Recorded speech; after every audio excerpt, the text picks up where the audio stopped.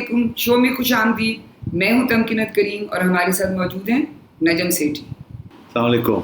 کچھ خدشات کے برعکس کل قومی اسمبلی میں بجٹ تو آسانی سے پاس ہو گیا، مگر آج قومی اسمبلی کے اجلاس میں اپوزیشن اور حکومتی بینچوں میں بہت بدمزگی ہوئی، جس کے نتیجے میں اپوزیشن واک آؤٹ کر گئی. اس کے بعد وزیر اعظم صاحب تشریف لائے اور دلچسپ منظر یہ تھا کہ اسمبلی کے اندر وزیر اعظم ایک خوشگوار مستقبل کا نقشہ پیش کر رہے تھے اور باہر اپوزیشن عمران خان ہٹاؤ کا مطالبہ کر رہی تھی. سوال یہ ہے کہ سہانے خواب کون دیکھ رہا ہے، حکومت یا اپوزیشن؟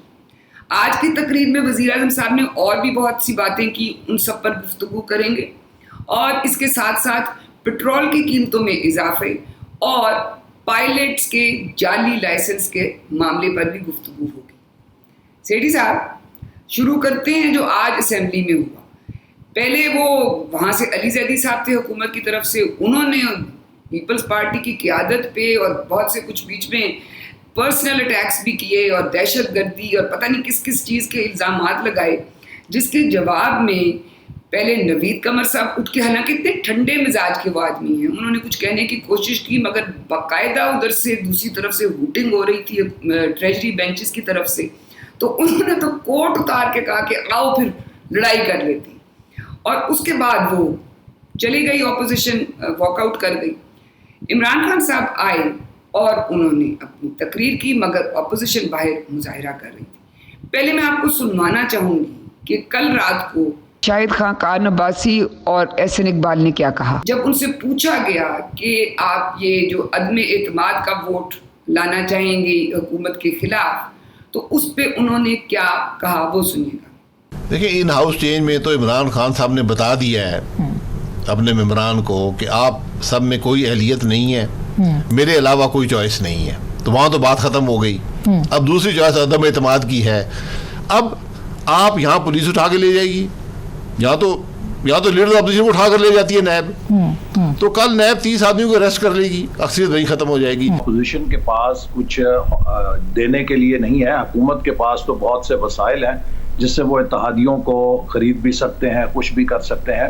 آپ نے دیکھا کہ اتحادیوں نے آنکھیں ضرور دکھائیں، لیکن جب ووٹ ڈالنے کا وقت آیا تو سب نے حکومت کے ساتھ ووٹ ڈالا.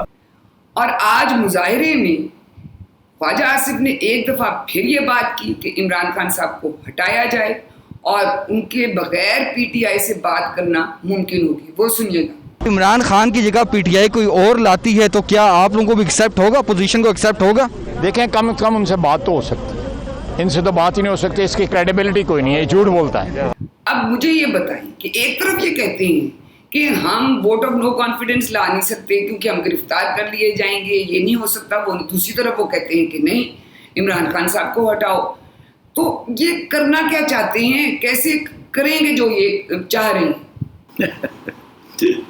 دیکھیے، بڑی انٹرسٹنگ ہے. آپ دیکھیے نا، ان کا سلوگن کیا ہے کہ عمران خان کو ہٹاؤ. تو کس کو کہہ رہے ہیں کہ ہٹاؤ؟ یہ تو نہیں کہ ہم ہٹانے جا رہے ہیں، کہتے ہیں عمران خان کو ہٹاؤ. اور بھئی آپ نہیں ہٹائیں گے تو کون ہٹائے گا؟ تو پہلا سوال تو آپ کے سوال میں نے اس کا جواب اس طریقے سے دیا. مگر جواب اور بھی ایک اور راستے سے بھی آتا ہے کہ عمران خان صاحب نے جو آج اسپیچ دی اس میں بھی 2-3 بڑی دلچسپ باتیں تھیں. بعد میں باقی باتیں ڈسکس کر لیں گے، مگر وہ ایک تو بڑی انٹرسٹنگ باتیں تھیں. میں چاہوں گا کہ وہ بھی آپ لوگوں کو سنا دیں. ایک جگہ پہ تو وہ یہ کہتے ہیں کہ کل ایسے لگتا تھا کہ حکومت جا رہی ہے، اور ایک جگہ پہ وہ کہتے ہیں کہ اگر میں یہاں نہ بھی ہوا تو جو بھی یہاں آئے گا -1 کے بات کر رہے ہیں کہ -1 فارمولے میں اگر میں یہاں نہ بھی ہوا تو جو بھی آئے گا وہ بھی اس اپوزیشن کو نہیں چھوڑے گا. ذرا یہ سنائیے نا ذرا. جی بالکل ہے ہمارے پاس، یہ سن لیجئے. بڑی اسپیکولیشن تھی کہ کچھ بھی ہو سکتا ہے.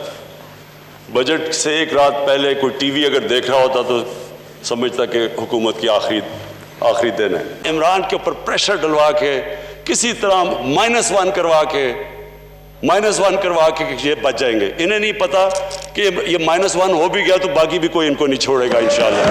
اب آپ کے پاس دونوں طرف کی بات آ گئی ہے، اب بتائیں کہ یہ ہو کیا رہا ہے، کیا ہونے جا رہا ہے؟ تو دیکھیے نا، سیدھی سی بات ہے کہ اپوزیشن کہتی ہے ان کو ہٹاؤ، ساتھ یہ کہتی ہے کہ ان کے اندر سے بھی کوئی آ جائے تو ہمیں کوئی اعتراض نہیں ہے. یہ بھی کہتی ہے نا کہ جی -1 کا مطلب ہے کہ عمران چلا جائے کوئی اور آ جائے. تو پوچھا گیا خواجہ آصف سے تو پھر اس نے کہا اس سے بات تو ہو سکے گی نا, ان سے تو بات ہی نہیں ہو سکتی. تو ایک تو یہ انکریج کر رہے ہیں کہ پارٹی کے اندر ہی کوئی تبدیلی آ جائے. عمران خان جس کے ساتھ اتنے جھگڑے چل رہے ہیں, جو کہ بات کرنے کے لیے تیار نہیں ہے اور بات کو آگے بڑھانے کے لیے تیار نہیں ہے, اس کی چھٹی کرا دی جائے. اچھا اب چھٹی کون کرائے گا؟ اس عمران خان صاحب کی اپنی پارٹی تو کرا نہیں سکتی. وہ ان میں تو ہمت نہیں ہے کہ عمران خان صاحب, وہ ایک ہی لیڈر ہے, کوئی پیچھے اور لیڈر تو ہے نہیں جو کہ کھڑا ہو کے کہے جی آپ جائیں خان صاحب ہم ٹیک اوور کر رہے ہیں. ایسی تو سچویشن نہیں ہے. ابھی آپ کو پتہ ہی ہے کہ وہاں کس قسم کے اندر لڑائی جھگڑے چل رہے ہیں. تو اس لیے دیکھنا پڑے گا عمران خان صاحب کیا کہتے ہیں. تو اسی لیے عمران خان صاحب کی میں نے کہا سنا دیجیے. وہ بھی یہ کہتے ہیں کہ کل ایسے لگ رہا تھا کہ گورنمنٹ جا رہی, اور پھر یہ کہ کوئی اور آیا تو وہ بھی آپ کو نہیں چھوڑے گا. تو یہ ساری جو باتیں ہو رہی ہے نا اپوزیشن کی بھی اور عمران خان صاحب کی, وہ سارے ایک ہی صفحے پہ ہیں. لانے والا ہٹا سکتا ہے اور کوئی نہیں ہٹا سکتا. اگر لانے والا چاہے کہ عمران خان صاحب جائیں تو ایک بٹن دبانا ہے اور سارے الائز چلے جائیں گے, چھٹی ہو جائے گی, اور عمران خان صاحب کی گورنمنٹ جو ہے وہ ووٹ آف کانفیڈنس نہیں لے سکے گی, اور پھر ایک نیا لیڈر الیکٹ کرنا پڑے گا. وہ عمران خان صاحب کی جماعت سے بھی آ سکتا ہے, اس کو اپوزیشن سپورٹ کر دے, یا کوئی اور کینڈیڈیٹ بھی کھڑا ہو سکتا ہے جس کو سارے سپورٹ کر دیں. یا مطلب آپ میری بات سمجھ رہے ہیں نا. مگر جو بات ساری اس میں انٹرسٹنگ یہ ہے کہ دونوں سائڈس سونگ رہی ہیں کچھ, کہ کچھ ہو سکتا ہے, کچھ ہونے جا رہا ہے. ایک سائڈ سلیکٹرز کو کہہ رہی ہے چینج دا کیپٹن, دوسری عمران خان صاحب جو ہیں وہ بھی انشور ہیں. انہیں تو یہ کہا گیا کہ جی 6 مہینے ہیں آپ کے پاس, مگر یہ دیر ہی آلسو انشور کہ کس طریقے سے یہ کام آگے ہوگا. سو وہ بھی تھوڑا سا کنفیوزڈ ہے, انسرٹن ہے, انسیکیور ہے.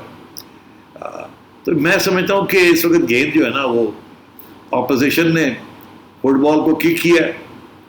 عمران خان صاحب گول کے آگے کھڑے, گیند ہوا میں گھوم رہا کہاں گرے گا, اس کو آگے کون اندر گول کک کرے گا, کیونکہ ظاہر ہے وہاں سے آگے سیدھا تو وہ تو ڈی سے ہوتا ہے نا, یہ تو ڈی کے باہر کھڑے ہیں. اگر ڈی میں ہوتے تو ووٹ آف نو کانفیڈنس بھی لے آتے.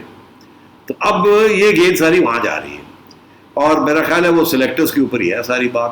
اور عمران خان صاحب جو ہیں وہ لگے ہوئے ہیں ایک ہی بات کرنے, ان کو نہیں چھوڑنا, ان کو نہیں چھوڑنا, ان کو نہیں چھوڑنا. اور ایک طرف وہ یہ کہہ رہے ہیں کہ جی میں چلا گیا تو جو آئے گا وہ بھی ان کو نہیں چھوڑے گا. مطلب یہ اشارہ کہیں اور کر رہے ہیں نا, سلیکٹرز کو کہہ رہے ہیں کہ آپ ان میں سے نہ کوئی سلیکٹ کر لیجئے گا. مطلب ہے کہ پھر وہ ایک قسم کا پھر عمران خان صاحب اگر اندر نہیں تو باہر ہوں گے, باہر ہو کے پھر وہ شور ڈالیں گے کہ جی ان کو سلیکٹ کر لیے. ان کو تو وہ گندہ کر رہے ہیں. تھرو آؤٹ ان کی اسٹریٹجی یہ رہی ہے کہ کوئی چوائس نہ رہے سلیکٹرز کے لیے, آپشن کوئی نہ رہے سلیکٹرز کے لیے. تو یہ ساری گیم چل رہی ہے اس وقت. گیم جو ہے نا وہ ہوا میں.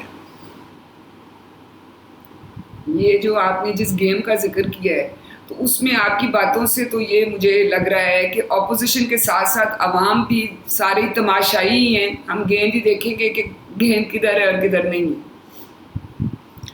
ظاہر ہے, اور اب بیچاری عوام کیا کرے گی. اپوزیشن کچھ نہیں کر سکتی. وہ کہتی ہے کہ ہم کرنے جائیں گے تو ہمیں پکڑ کے جیل میں ڈال دیں گے. تو ٹھیک ہے نا, تو یہی تو پرابلم ہے کہ جو سلیکٹرز ہیں اگر وہ نہیں فیصلہ کریں گے تو یہ ایسے ہی چلے گا اور ملک کو نقصان ہوتا رہے گا. یار ون وے اور دی ادر کوئی فیصلہ کریں, رکھنا ہے تو باقی سب کو جیل میں ڈال کے ختم کریں, تالے لگا کے اور چابیاں پھینک دیں, ختم کریں, ان کی آواز بھی بند کریں گے.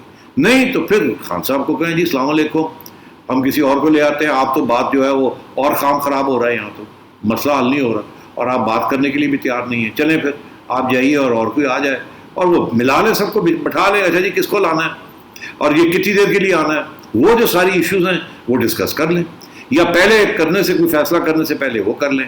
اور یہی تو ساری بات ہو رہی ہے نا, میں آپ کو بتا رہا ہوں نا, یہی تو ساری یہیں آ کے اٹکا ہوا ہے. وہ گیند جو ہے نا وہ زمین پہ نہیں آ رہا, وہ ہوا میں ہی گھوم رہا ہے کہ جی ان کو ہٹاتے ہیں تو کس کو لے کے آئیں گے, جس کو لائیں گے کتنے عرصے کے لیے لے کے لائیں گے, اور لائیں گے تو الیکشن کرانے لائیں گے یا 3 سال پورے کرنے لائیں گے. لائیں گے تو کیا وہ اس قسم کی کرائسس کو ہینڈل کر سکتا ہے یا نہیں کر سکتا, کیا وہ اس کی پارٹی سے ہوگا یا وہ کسی اور پارٹی سے ہوگا. اگر کسی اور پارٹی سے ہوگا تو باقی پارٹیوں کا اتفاق ہوگا اس کے اوپر کہ نہیں, بڑے سوال ہے نا. تو بات یہ سارے مسئلے حل کرنے پڑیں گے نا. وہ ایک گھوڑا تو سلیکٹرز نے سلیکٹ کیا, وہ گھوڑا چلا نہیں. اب وہ سوچ رہے ہیں آپ کون سے گھوڑے کو لے کے آئیں اور کتنے عرصے کے لیے لے کے آئیں اور کس قسم کی ریس ہم نے کرنی ہے کہ نہیں کرنی. تو دیز آر دا کویسچنس. مشکل سوال ہے, مگر دیکھیے جب سوال کھڑا ہو جاتا ہے نا تو پھر اس کا حل ڈھونڈنا پڑتا ہے. اگر سوال ہی کھڑا نہ ہو تو پھر حل ڈھونڈنے کی ضرورت نہیں ہے. اب سوال کھڑا ہو گیا اور اس لیے کھڑا ہو گیا بیکاز اتنی بڑی کرائسس ہے ملک کی, نیشنل سیکیورٹی کی, اکانومی کی, کریڈیبلٹی کی, ٹرسٹ کی, کانفیڈنس کی, معیشت کی, مطلب آپ کوئی ذکر نام لیں اس کی کرائسس. اور ان صاحب کو 2 سال ہو گئے ہیں, یہ حل نہیں کر سکے, انہوں نے اور مسئلے کھڑے کر دیے. تو اب پھر کوئی فیصلے تو کرنے پڑیں گے نا کہیں نہ کہیں. جی ہماری امید تو یہی ہے کہ چاہے سوال جو ہیں وہ مشکل ہیں مگر ان کے جواب اچھے ہوں اور فیصلے اچھے آئیں. اچھا, اب یہ انہوں نے وزیر اعظم صاحب نے جو تقریر کی اس میں اور بھی بڑی غور طلب باتیں ہیں. ایک انہوں نے بات کی مافیاز, یہ شوگر مافیا اور پاور مافیا. یہ سنیے گا انہوں نے کیا کہا. آصف زرداری کی بھی شوگر ملز ہیں, نواز شریف کی بھی شوگر مل ہے. بھئی آپ کی شوگر ملز ہیں کیوں؟ جب آپ غور سے جب پتہ چلتا ہے تو کیوں شوگر مل ہے؟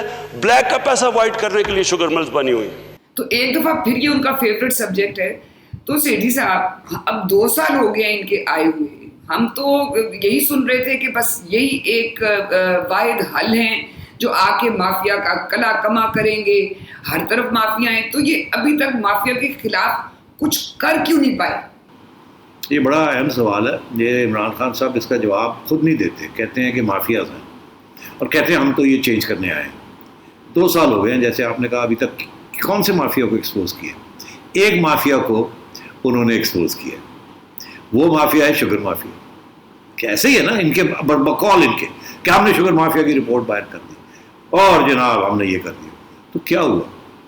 وہ جن کے اوپر سب سے زیادہ تنقید تھی ان کے پرانے چہیتے, ان کے جنہوں نے ان کو فنڈ کیا, جنہوں نے ان کے لوگ توڑ کے سدرن پنجاب سے ادھر ادھر لا کے ان کے حوالے کیے, جنہوں نے ان کی حکومت بنائی, وہ تو باہر چلے گئے. آسانی سے ان کو جانے دیا گیا, وہ تو باہر جا کے بیٹھ گئے. اور میں آپ کو آج ایک اور خبر بھی دے دوں جسے کہتے ہیں چڑیا کی خبر.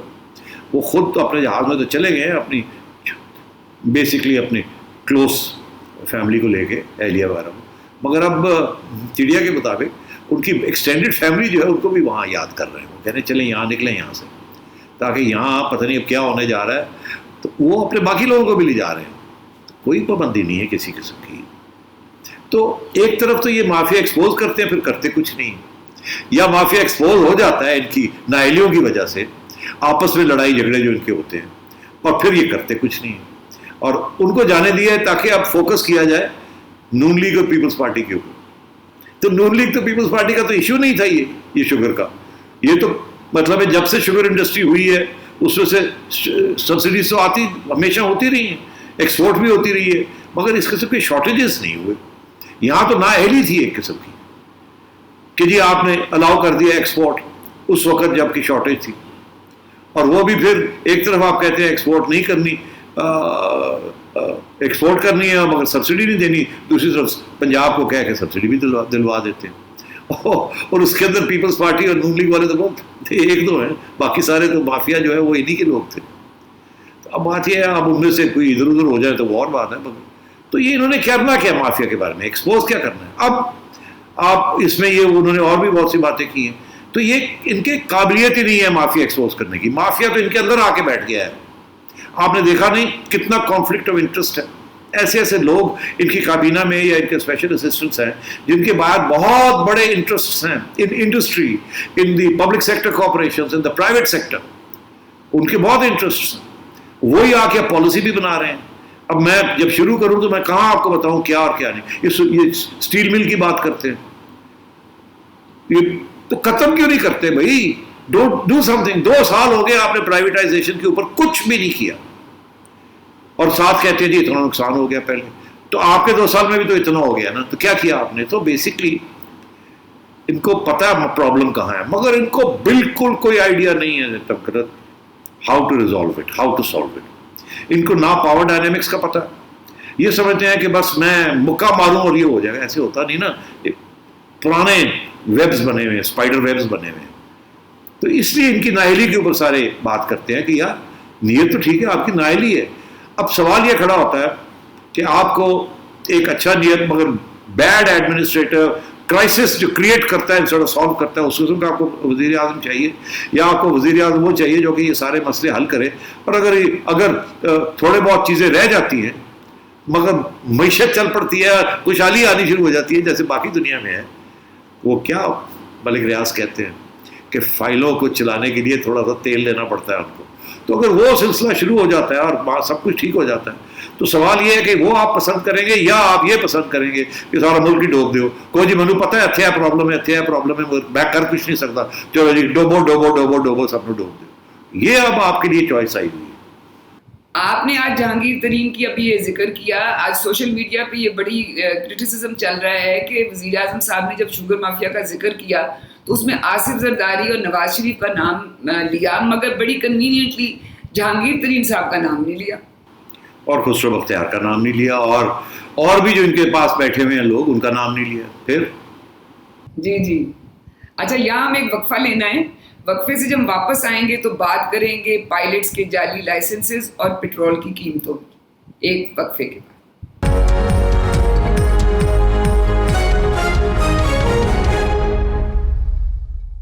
Welcome back. اب بات کرتے ہیں ہم جو ہمارا ایک اتنا انٹرنیشنل سطح پہ ہمارا ایک تماشا لگا ہوا ہے, اتنی شرمندگی کی ہمیں اٹھانی پڑ رہی ہے, اور وہ ہے پائلٹس کے جعلی لائسنسز کا معاملہ. یہ معاملہ اس وقت شروع ہوا جب ہمارے ایویشن منسٹر غلام سرور صاحب نے نیشنل اسمبلی کے فلور پہ پلین کریش کی رپورٹ فائل کرتے ہوئے ساتھ یہ بھی بتا دیا کہ ہمارے 30% پاکستانی پائلٹس کے لائسنسز جعلی ہیں. اس کے بعد ایک پوری دنیا میں جتنے پاکستانی پائلٹس کام کر رہے تھے وہ ایک ایک کر کے غیر ملکی ایئر لائن سے ان کو گراؤنڈ کرنا شروع کر دیا, اور انٹرنیشنل میڈیا نے اس کا ایک پورا اسکینڈل بنا لیا. یہ سنیے کہ CNN پہ کیا بات ہوئی. This is the most extraordinary story in aviation.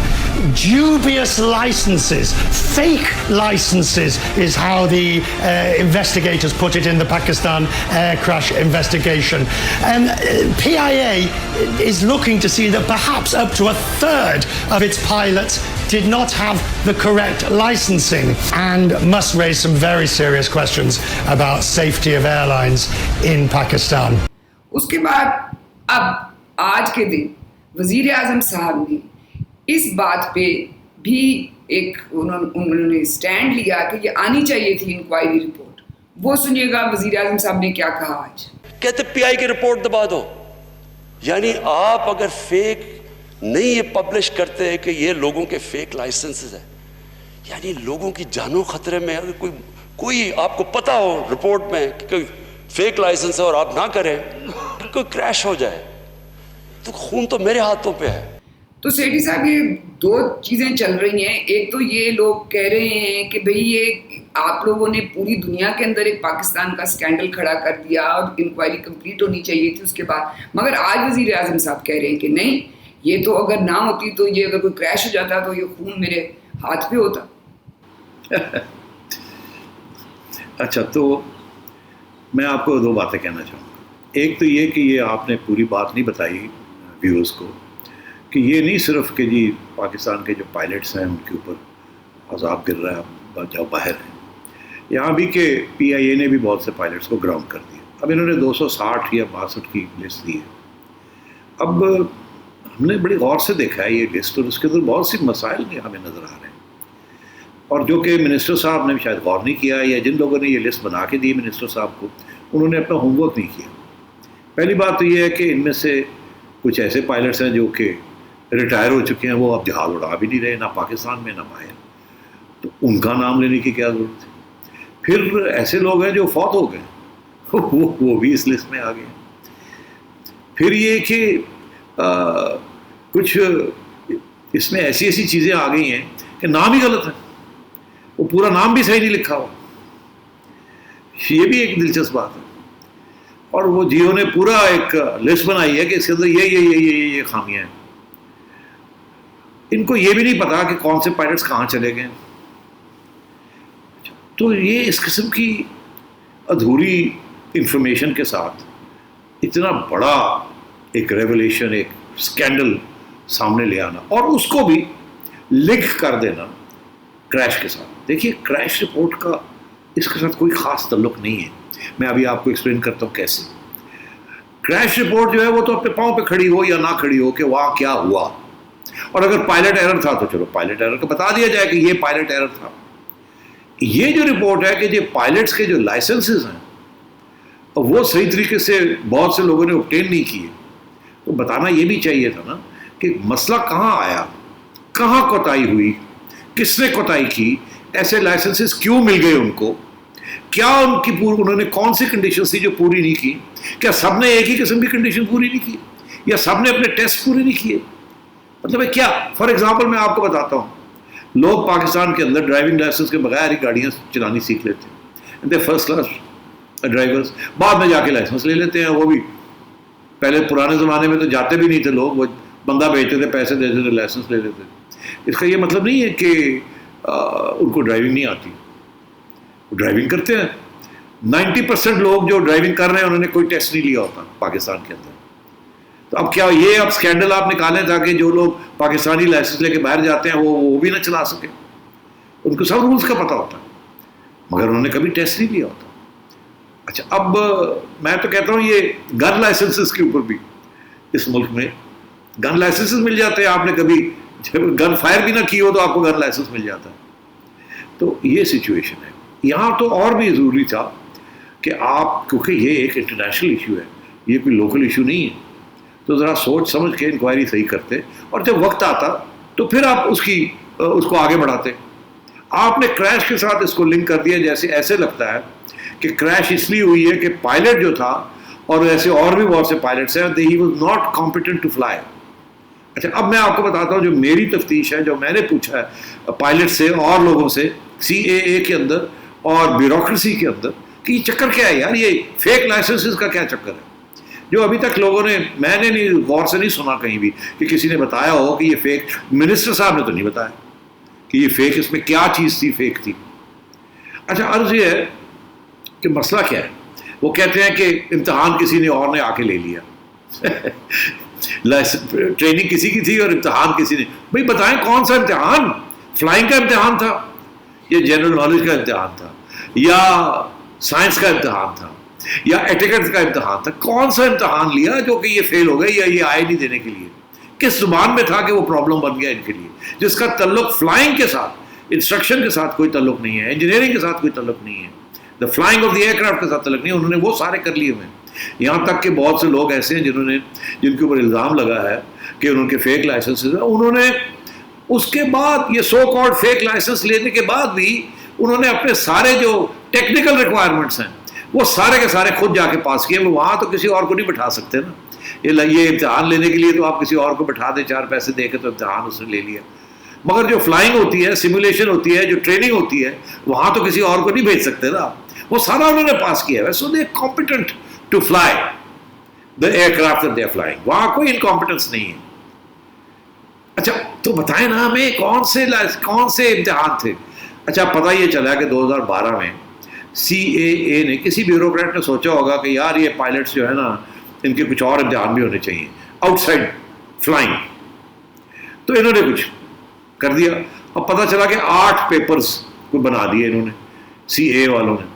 اور یہ بھی کہا جاتا ہے کہ یہ 4 پیسے بنانے کے لیے بنائے، کہ CAA نے جنہوں نے یہ پیپر بنائے، جنہوں نے فورس کیا ان پائلٹس کو کہ آپ امتحان لیں، جو ان میں سے بہت سے نہیں لے سکے، ان کو پیسے انہوں نے دیے CAA آفیشلس کو، اور اپنے لائسنسز لیے اور وہ امتحان پاس کر لیا، تاکہ وہ لائسنس کے اوپر لکھتا ہے کہ یہ بھی امتحان انہوں نے پاس کر لیا. یہ بھی جیسے کمپلسری سبجیکٹ نہیں ہوتا BA میں یا FA میں کہ جی انگلش کمپلسری ہے، اسلامیات کمپلسری ہے. تو یہ اس قسم کی چیز تھی. اچھا اب وہ پاس ہو گئے. تو بتائیے تو صحیح ہمیں. اور پھر 1-2 جگہ پہ ایسے ہے کہ جی پیپر 8 تھے تو کہا جی 9ویں پیپر میں یہ فیل ہو گئے. یہ بھی کسی جگہ پہ میں نے پڑھا کہ اس قسم کی حماقتیں بھی کی گئی. تو یہ جو ساری انکوائری تھی یہ پہلے کر لیتے نا، پوری انکوائری کر لیتے شور شرابہ ڈالنے سے پہلے، اور اس کے بعد انٹرنل انکوائری کر کے یہ ساری چیز کا پکڑتے رہے یہ مسئلہ کیا ہے, اس امتحان کی اہمیت کیا ہے, یہ کیوں ہوا, کیسے یہ CAA نے ان کو اپروو کیا. اور اب تو یہ بھی باتیں چل رہی ہیں کہ یہ PIA کے کچھ آفیشلز جو ہیں کچھ پائلٹس کو نکالنا چاہتے ہیں یا فارغ کرنا چاہتے ہیں, اسپیس کریٹ کرنا چاہتے ہیں تاکہ کسی اور جگہ سے اور کوئی پائلٹس آ جائیں ان کی جگہ. یہ بھی الزام لگ رہے ہیں نا, کیونکہ اب ایئر فورس کے لوگ PIA کو چلا رہے ہیں تو ایئر فورس کے لوگ بھی ریٹائر ہوتے ہیں نا, کچھ لوگ تو ریٹائرمنٹ کے پہلے ہی آ جاتے ہیں PIA کے اندر, جیسے اب ہمارے MD صاحب آئے ہوئے PIA کی, سرونگ آفیسر, ان کو لگا دیا ادھر. تو اب بات یہ ہے کہ اس قسم کی ایشوز ہیں. اب میرا موقف یہ ہے تب کر کہ ان دونوں کا آپس میں کوئی تعلق نہیں تھا. عمران خان صاحب کہتے ہیں کہ نہیں ہم یہ خون ہمارے ہاتھ میں ہوتا. ارے بھائی یہ جو امتحان تھے اس کا خون کے ساتھ کیا تعلق ہے, فلائنگ کے ساتھ کیا تعلق ہے, ہمیں بتایا جائے نا. کیا انہوں نے کوئی فلائنگ آورس پورے نہیں کیے, کیا وہاں کو قبلے ہوئے ہیں, کیا انہوں نے جو ایکسٹرا ٹریننگ کرنی ہوتی ہے فار نیو ایئر کرافٹ وہ پورے آج نہیں کیے. مطلب پتہ تو لگے کہاں غلطی ہوئی ہے, کس کی غلطی ہوئی ہے, اور اس کا تعلق کیا ہے فلائنگ کے ساتھ. یہ کہتے ہیں میں نے خون نہیں لوگوں کا لینا اپنے ہاتھ میں. تو یہ دس از وائی. یہ اور بات ہے کہ اس کے انکوائری کے اندر یہ کچھ چیزیں اور بھی نکل آئی ہیں. اب میرا خیال ہے منسٹر صاحب کو یہ نہیں کرنا چاہیے تھا. منسٹر صاحب کو جو اصلی انکوائری ہے PIA ایئر کرافٹ کی وہ تو پوری رپورٹ جو ہے وہ شائع کر کے ہمیں بتاتے کیا مسئلہ کیا نہیں بتا. اس کے اندر بھی بڑی خامیاں ہیں تمکنت, وہاں بھی ہمیں نہیں پتہ چلا کہ یہ وہ لینڈنگ گیئر کا کیا ایشو ہے, وہ آیا نہیں آیا, وہ کہتے ہیں کوئی ٹیکنیکل ایرر نہیں تھا. پھر کہتے ہیں کہ جی وہ انہوں نے کوئی ایکشن لیا نہیں اس وقت جب یہ سارا کچھ ہوا. انہوں نے سارا پائلٹ پہ ڈال دیا نا کہ کنٹرول ٹاور پہ ڈال دیا, اور تو انہوں نے ٹیکنیکل تو بتایا نہیں کہ جی وہ کوئی پرابلم تھا یا نہیں تھا لینڈنگ ایئر کا, ابھی تک نہیں ہمیں پتہ چلا. سو اس قسم کے ایشوز ہیں یہاں, اور میں سمجھتا ہوں یہ بڑی زیادتی کی ہے انہوں نے. ہمارے بہت نقصان ہو گیا. آپ نے تو صرف CNN کی بات کی ہے. IATA جو کہ اوور آل ایئر لائن کو کنٹرول کرتی ہے, ریگولیٹ کرتی ہے, انہوں نے بھی اب کہنا شروع کر دیا ہے کہ PIA کے پائلٹس جو ہیں we have a problem with them. United Nations نے ابھی حال ہی میں ایک نوٹس ایشو کر دیا اپنے سارے ٹریولرس کو, جو UN کے جو اسٹاف ہے, اور انہوں نے بڑے طریقے سے اس کو بنایا اپنا اسٹیٹمنٹ, مگر اس کا لب لباب یہی ہے کہ PIA نہ فلائی کریں. اب PIA میں کوئی پرابلم نہیں ہے, as a good safety record ایسی بات نہیں ہے. وہ چھوٹی موٹی چیزیں ہیں, مگر کریشز کے اوپر PIA کا اتنا ٹریک ریکارڈ خراب نہیں ہے. مگر آپ نے دیکھا اب وہ PIA بدنام ہو گئی ہے. پہلے ہی وہ ایک ایئر لائن جو ہے وہ برے حال میں ہے, تباہی ہو رہی ہے, اس کی سبسڈی دی جا رہی ہے, بھری ہوئی ہے چوکا بلاک, اور اوپر سے آپ نے اب یہ بھی آپ نے پرابلم ایک نیا کھڑا کر دیا اس کے لیے. اب مجھے بتائیں, پاکستانی کہیں جا سکتے نہیں ہیں کووڈ کی وجہ سے, اب ویسے ہی وہ بین ہونے شروع ہو گئے, اور ادھر سے PIA جو ہے اس کے اوپر بھی اب یہ داغ لگ گیا انٹرنیشنلی کہ, اور PIA کے پاکستانی پائلٹس کے اوپر. تو پاکستان کی بدنامی ہو گئی ہے نا یہاں, اور یہ بدنامی کی ضرورت نہیں تھی, کوئی تعلق نہیں تھا اس کریش کا. یہ جو امتحان نہیں جو لیے گئے, یہ ویسے ہی سارٹ آؤٹ کرنا چاہیے تھا, اور اس کو کر سکتے تھے طریقے کے ساتھ کہ جی اتنے پائلٹس جو ہیں وہ انہوں نے فلانا written exam relating to science یا پتہ نہیں کیا تھا, مجھے تو یہ بھی نہیں پتا, بتاتے ہی نہیں ہیں ہمیں کس چیز میں فیل ہوئے وہ نہیں لیا, اس لیے ان کو اب کہا جا رہا ہے کہ وہ پھر سے لیں وہ امتحان, اور جب تک وہ امتحان نہیں لیں گے وی ول ناٹ الاؤ دیم. ان کی فلائٹ ایکسپرٹیز کے اوپر تو سوال نہیں کھڑا کرنا چاہیے تھا. آپ کے پائلٹس نے گلف کی ایئر لائنس بنائیں, آپ کے پائلٹس دنیا فلائی کر رہے ہیں, ان کی اتنی عزت, اور آپ نے ایک راتوں رات اسمبلی میں کھڑے ہو کے کہہ کے اور وہ نون لیگ اور پیپلز پارٹی کے اوپر ڈال دیا کہ ان کے زمانے میں یہ سارا کچھ ہوا. بس یہ آپ کرنا چاہ رہے تھے, اور اس کی وجہ سے آپ نے ساری ایک ادارہ جو ہے وہ جو پہلے ہی ڈامک ڈول ہو رہا تھا اس کو اور تباہ کر دیا. اتنی نفرت, اتنی آپ اپنی نااہلیاں کو چھپانے کے لیے آپ ملک کو نقصان کر دیتے ہیں اس طریقے کے ساتھ. ایسے کیا جاتا ہے. آئی ایم سوری, یہ عمران خان صاحب جو ہے نا یہ بالکل اپنی نااہلی چھپانے کے لیے ہر چیز کر سکتے ہیں. جی اسی لیے لوگ تنقید کر رہے ہیں کہ یہاں لگتا ہے کہ ہم اپنے سب سے بدترین دشمن خود ہیں. اچھا یہاں ہمیں ایک وقفہ لینا ہے, وقفے سے جب واپس آئیں گے تو پٹرول میں جو قیمتوں میں اضافہ ہوا ہے اس پر بات کریں گے ایک وقفے کے بعد.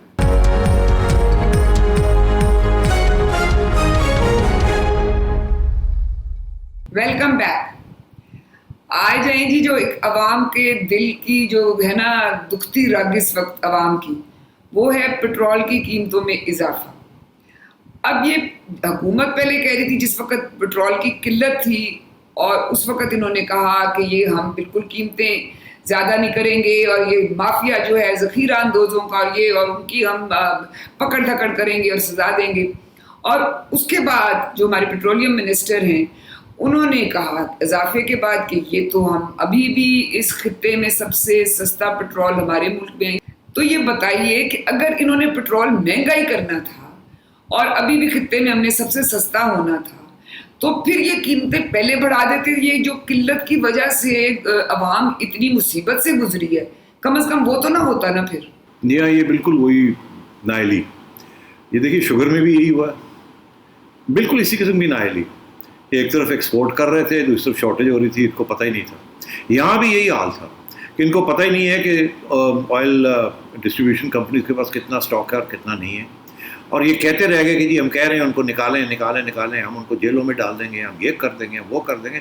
عمر کی آپ دیکھیں تو صحیح ایسے تھا جیسے کہ، اور وہ ندیم بابر صاحب ہم یہ کر دیں گے، ہم وہ کر دیں گے، ابھی ٹھیک ہو جائے گا، کوئی پرابلم ہی نہیں ہے، ہم نہیں دیں گے ان کو، یہ نہیں کریں گے، وہ نہیں کریں گے.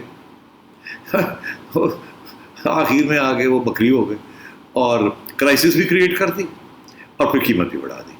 جیسے آپ کہتی ہیں پہلے قیمت بڑھا دیتے تو یہ کرائسس نہ ہوتی، یا قیمت نہیں بڑھانی تھی تو ان کو ٹائٹ کر کے اور سپلائز کھلوا دیتے.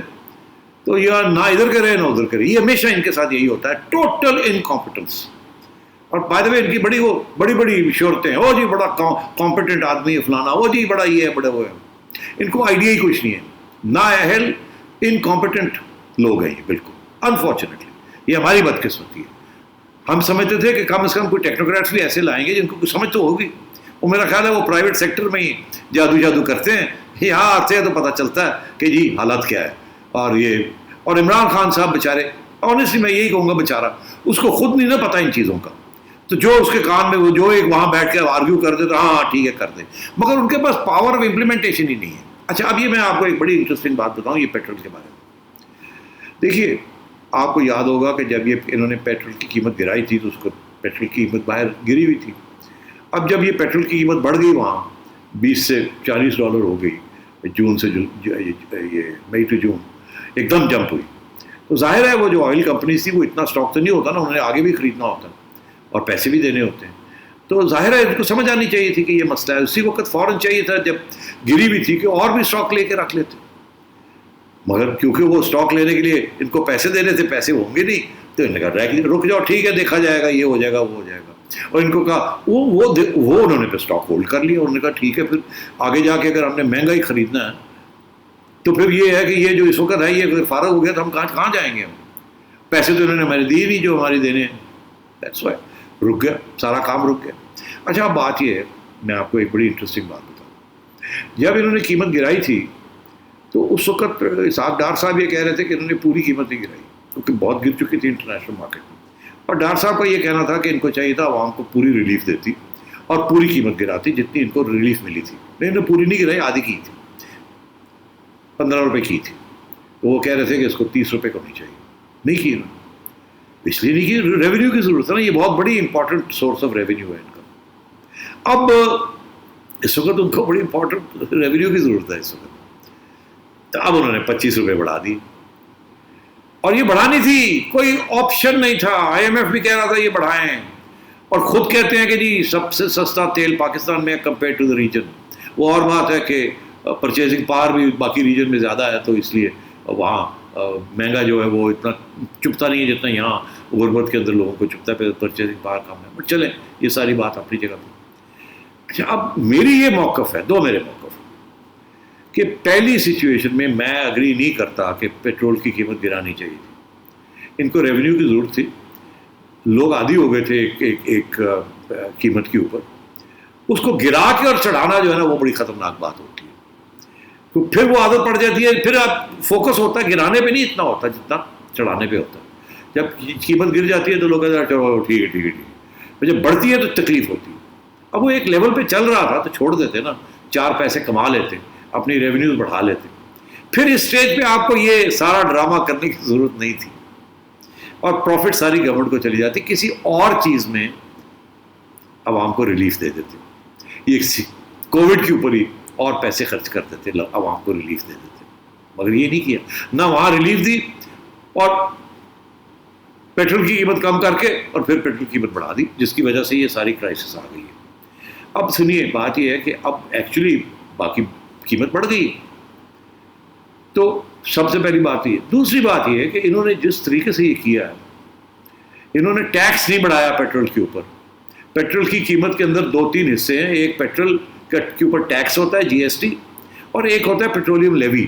یہ پیٹرولیم لیوی جو ہے یہ ایک امینڈمنٹ کیا گیا ہے. ایک پیٹرولیم لیوی کا ایک ایکٹ بنا تھا, اس کو امینڈ کر کے تو یہ چیزیں کی جاتی ہیں, یہ امینڈ کر کے یہ بڑھائی جاتی ہے یا کم کی جاتی ہے پیٹرولیم لیوی. اچھا, اب میں کسی ایک وکیل صاحب کا مضمون پڑھ رہا تھا, بڑی دلچسپ بات انہوں نے لکھی ہے. انہوں نے یہ کہا کہ یہ جو پیٹرولیم لیوی ہے یہ نوٹیفیکیشن کے ذریعے فائنانس منسٹری اس کو چینج نہیں کر سکتی. یہ ایکٹ آف پارلیمنٹ ہے یا ایک امینڈمنٹ ہے, اس کے اندر اس کو آرڈیننس کو امینڈ کرنا پڑے گا. انہوں نے وہ نہیں کیا. انہوں نے ایک نوٹیفیکیشن دے کے اور اس کو پیٹرولیم لیوی بڑھا دی 25 روپے. وہ ساری یہ جو بڑھائی ہے نا, یہ پیٹرولیم لیوی بڑھا دی, ٹیکسز نہیں بڑھائے. ٹیکس بنا سکتے ہیں, چینج کر سکتے ہیں بجٹ کے ذریعے, پر پیٹرولیم لیوی کے لیے you have to do something else. انہوں نے نہیں کیا. یہ بالکل چیلنج ہو سکتا ہے, اور میں سمجھتا ہوں یہ ہو بھی جائے گا. کسی نہ کسی نے اٹھ کے اس کو چیلنج کر دینا کہ یہ جو پیٹرولیم لیوی انہوں نے لگائی ہے یہ غیر قانونی ہے, یہ کر نہیں سکتے تھے. ٹیکس بڑھا سکتے تھے, بجٹ کے اندر لے آتے اس کو, مگر یہ انہوں نے وداؤٹ لیگل کور یہ کیا ہے. اور یہ ہو سکتا ہے یہ اسٹرائک ڈاؤن بھی ہو جائے, اور ظاہر اگر اسٹرائک ڈاؤن ہو جائے گا تو عوام تو بڑی خوش ہوگی, مگر ان کو بڑی تکلیف ہوگی. تو یہ 2 جگہ پہ یہ فیل ہو گئے. ایک, انہوں نے اس کو مینیج نہیں, کرائسس کو ٹھیک کیا, جو بن رہی تھی پرائسز اوپر نیچے جا رہی تھی, ان کو سمجھ نہیں آئی کیا کرنا ہے کیا نہیں کرنا, ایگزیکٹلی جو ویٹ کے اندر ہوا. اور دوسرا یہ کہ انہوں نے پھر ایک غیر قانونی ایک امینڈمنٹ کر دی ہے, ایک لیوی جو ہے اس کو بڑھا دی ہے وداؤٹ لیگل کور. یہ میں آپ کو بتا رہا ہوں, ابھی بھی یہ پیٹرول کی ایشو جو ہے یہ از ناٹ فنشڈ.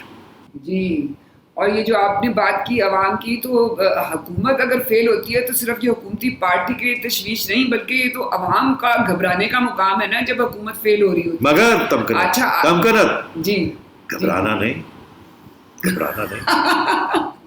نہیں جی, اب ہمیں کوئی نہیں روک سکتا گھبرانے سے. اب اپنی اپنی مرضی ہے, جس نے گھبرانا ہے گھبرا لے. اب اچھا جی, پروگرام کا وقت اب یہی ختم.